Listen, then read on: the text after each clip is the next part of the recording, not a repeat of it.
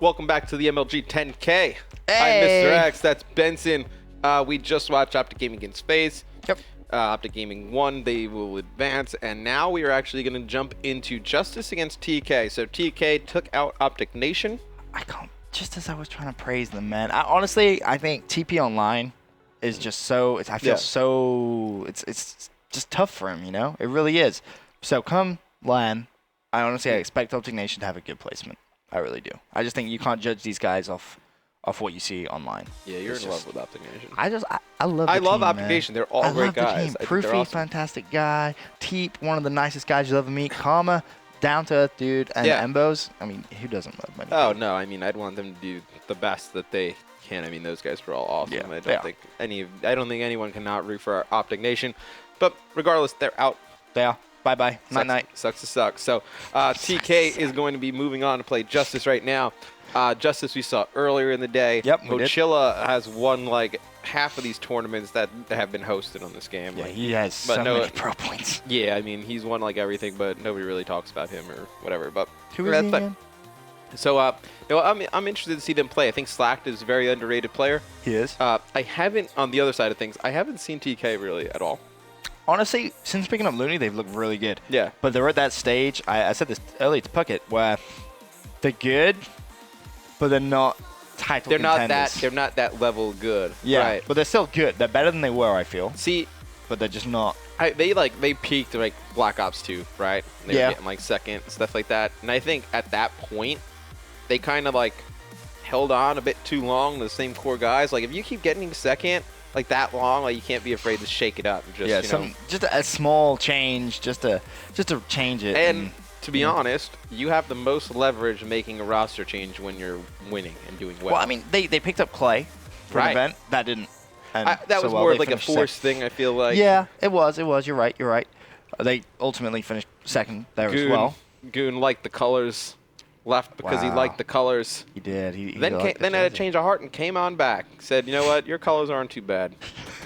Ironically, the same colors. Ironically, they're just the exact same colors. I'm going to be that guy that brings that out. Anyway, JustUs versus TK. The winner of this game will meet Optic Gaming in, I believe it will be the semi-final? Yep, that would be, with only 4 teams left, that would be a semi-final match. You know what? I'm a genius. Semi-finals is the match before the finals, Benson. It is? Yep. That's where I've been going wrong all these years. Most ways tournaments are in, that's how it works. It is. All right, Enable starting off 3-1. A nice start from him as we're on hardpoint retreat for our first map. We've seen this map a fair few times today, I feel. We've seen it in a couple of game times. Yeah, I mean, it's a great hardpoint map. I think, hardpoint on this game plays a lot different than Black Ops 2. I mean, the movement speed and, the exos change everything. It makes it, a ton faster than Black Ops 2. Black Ops 2, you saw a lot of slower-paced players play pretty well in hardpoint because, the anchor roll, they were able to thrive in that. You are moving slow in this game, you are going to die, and you're going to die over and over again, and you're not going to have any fun because you stink. So you need to play really fast. Yes, you do indeed. Goonjar picks up a couple of kills there as he's on the hill as well. Kicking off 6-4, make that 7-4, 3-kill spree with 2 more players. Dive onto him. Classic was on that hill. Mochilla, he's down as well. Let's have a look at Looney, the newest member of this team, Kaliber team. Obviously, you've had both Sharp and Theory take absence of leave from Team Kaliber. Sorry, Goonjar. Not Sharp. I was like, Sharp. Goonjar. I was like, when did Sharp leave TK? Sharp's like, he is like TK. He is literally TK. No, like TK wouldn't exist without Sharp. It would just be weird. Crazy. He is the core of this team, I feel. And honestly, I think a lot of this year is resting on his shoulders. Yeah. I think he really is such an influential player. He did not really have the strongest years on Ghost. He didn't. He was. I kind of feel he had a strong year at all. I think a lot of people remember that 0-7 S&D from Champs. Yeah. No. Pretty. I mean, going into Champs, we had done the UGC pre-LAN, and TK was out there, and he was struggling for a few days going into the Champs. I think it was, to be honest, it was the change from the 360 to the 1 and the controller and the sensitivity and the free of the sticks. Okay. That threw a shot off a little bit, but now I think used to the controller, playing much better. TK as a whole has been playing great on Advanced Warfare. So definitely looking forward to this. And it's odd, Mochilla is a player who on other Call of Duties, we would say he's a slower player. And, you know, coming into this game, if you would have asked me, you know, who do you think would be a player who wouldn't have as good as year they had the previous one on Ghost, I would have told you Mochila. Yeah. To be completely honest with you, I did not see this coming, that he would be, you know, this good at this game. He's adapted so Yeah, no, he's fast. adapted. It wasn't even anything about just kind of like skill-wise, I would say that. It was just something about, you know, play style and your personal preference and how he likes to play, I would have said that. But you know, props to him. He's just proved, you know, tons of people wrong in the way they thought he was going to adjust to this game. You know, him and Enable. Enable's another player who's, you know, adjusted really well to Advanced Warfare. Honestly, I think Enable, this is going to be his year. He's going to have one of those years like Formal had last year, where people kind of stop and say, oh, wow, okay, this guy's good. And I'd be amazed if by the end of this year, Enable hasn't won a COD championship. Really? I would be very, very amazed. I'm not sure whether it will be with this team that he's on right now, but I honestly, if he isn't a Halo and a Call of Duty champion by the end of this year, I'll be truly, truly astonished. Yeah, you know, I thought at the beginning of Ghost, when he was at US Regionals, I thought he had a great showing, and after that, I was, you know, Ian's going to get on a very good team. He brings a ton to the table and experience and just leadership, a great communicator as well. And, you know, right now with this team, though, not a all-star list of names, so to speak. It isn't. But, I mean, they play extremely well together. And, you know, Advanced Warfare is a completely new game. It's not like any other COD, really, we've seen. I mean, there's double jumping, there's exo movements, there's side dashing. Right. It's completely different. It is. And that's why I think, honestly, he has such a good chance, because with his Halo background of knowing more about movement than a lot of other COD players will, he definitely has a better starting block, I feel, than anyone else. And what's interesting is just looking at this game from a couple of matches that we've seen Enable play. You go back to Ghost, he never really was the player that was going to sort of top frag for the team. He was a player who'll consistently put up decent numbers, but he wasn't really a slayer. Whereas in this game, he is consistently fighting for most kills on the team.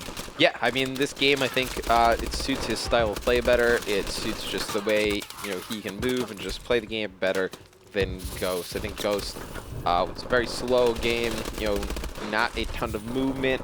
And I think that's really, you know, his type of strength, where his map movement and awareness can really shine in a game like this. TK managing to hold on in this game. They were behind by quite a bit, rather, but you have Looney doing such a good job, 22 and 18. I mean, TK being massively outslayed right now when you have Enable almost dropping 30 kills so far. That is a huge amount of kills, as well as that Slack from 23. Moch falling a little bit behind here, 15 and 19. But the score, only 4 points in it, 4.5 minutes left, Matt. Yeah, and you know, it's a very close game going into the second rotation of hills. You see Enable, he's going to get in the hill. They're going to stack this hill pretty much. He's going to come out there and kill 2 players. I mean, he is such a talented video game player in general. I mean, I've played a few games with him, you know, through the course of just life. And he's always excelled in everything. You know, coming over to Call of Duty and playing as well as he is does not shock me at all. I'm surprised, you know, a player like Snipe Down last year, who I thought was a pretty good player, you know, some teams would have given him a chance. It really paid off, and I think that's what you saw with teams that, I mean, look at Aches. He kind of gave Crim6 a shot when he came back, and I mean, that definitely paid off for him. Yeah. I think, you know, taking a chance on one of these guys like a Crim6 or a Formal in the way that Enable can, if you give him time, he will become a dominant player. Oh, without doubt, the more he learns, the better. On board with Sharp right now from Team Kaliber. They have just kind of slacked a little bit on this hard point. There's plenty of time on this hill before it rotates, around about 35 seconds. So they can try and get a contest. It's 156 to 122. Junja is on the hill. Junja 17 and 30. Yeah. He's another player where you think about Advanced Warfare and you think about his traditional kind of play style of being kind of like a post-up AR, you know, traditionally kind of a slow player. You would expect him to struggle. He hasn't really struggled in Advanced Warfare so far. He's struggling in this game, but from everything I've seen from Gunjar, he's adapted to the fast pace and the exo movement very, very well. Yeah, you know, he was a player during Ghost, like a little bit up and down, not as consistent as he was in Black Ops 2. I mean, Black Ops 2, he was one of the better anchors in, you know, all of Call of Duty. I mean, towards the end of the Black Ops 2 season, you know, TK went on an amazing run. Didn't win an event, but, you know, placed extremely high in numerous events. It's odd that we really haven't seen them get back to that area of placings. Yeah, it really is, and it shows you, you know, just with how the game kind of develops. You mentioned it yourself, you know, that you can't really stick with the same players when it isn't working. you do sometimes need to switch it up, and obviously that's exactly what they've done. I think especially in this game, because it's so different, you are going to see new players, take out, I don't want to say take out, but they were going to, take the spot of a lot of prominent players through Call of Duty's history, right? I think this is like a year of change overall. I mean, Naval probably not the biggest name in Call of Duty. I mean, obviously known as a professional Halo player, professional gamer in general. But I mean, if you look past the name and you would just see the gameplay from him and Moch, you would say these guys are two of the best players in the game. Yeah, these guys are really good. Yeah, they are 181 to 152 though. Just under 2 minutes still to play. Can TK make the comeback? It's going to be down to this man on the hill right now, Sharp. He goes down. Classic just killed everybody, doesn't hurt. Yeah, pretty much, yeah. Looney, 35 kills for him. Meanwhile, Enable, he's been on 41 for a while, so he's slowing down a little bit. Slack, he's almost at 40 as well. So these two really putting up some massive numbers. And you mentioned Slack at the very, very start of this game, Matt. You're saying, he's kind of an underrated player. Totally. People know who he is. They'll have heard of him, but they just don't rate him as one of the best. And his skill on this game so far is amazing. Every event that I've ever, worked or been to for Call of Duty, him and Huddle have always showed up and they performed. But I don't really understand why these guys don't kind of get the love that they deserve. I think they're not like the flashiest of players, I would say. Like, like Slack will make some big plays, but he's not like Scump, where Scump will make insane like 3-4 pieces. Slack is just an extremely consistent, good player. You know what you're going to get every game. Right. I think there's something to be said for that. Yeah, there really is. As Sharp desperately trying to hold on to the hill. It's going to be, what, an 18-point game, 38 seconds left. It's going to come down to whether JustUs can hold on right at the end. They have Slack and Enable, who are both on the hill. Enable, is that 46? Are my eyes correct right here? That is 46. Slack with 44. Can Enable reach the 50 bomb? He has 25 seconds to get some more kills. There's one. Can he find the second? No, he can't. Finally goes down.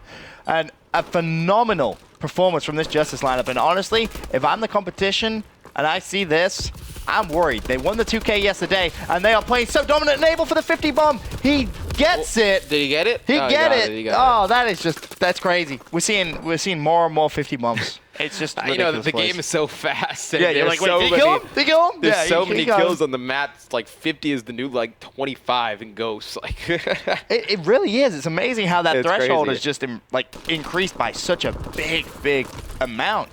Going from, oh yeah, I got a 30 bomb, woohoo, I'm the best in the game, to hitting a 40 bomb in Ghost, and now it's like 50. We're seeing 60s sometimes. That's the new target. It seems. Yeah, I mean, look at Classic right there, 14 captures. I mean, that is just unreal. I don't really think he's ever really been an OBJ player. He has. I mean, he's kind of going to have to in this team. There's really nothing. He has no choice. He has to play that role. Yeah, there's no option for him. But big first map right there out of JustUs. Going into the second map for Search and Destroy, it's pretty much what TK has been known for pretty much in their existence. So it'll be interesting to see how they adjust it to Search and Destroy in Advanced Warfare. Yeah, we'll see some Search and Destroy action coming up after this quick commercial break. Don't know, guys. We'll be right back.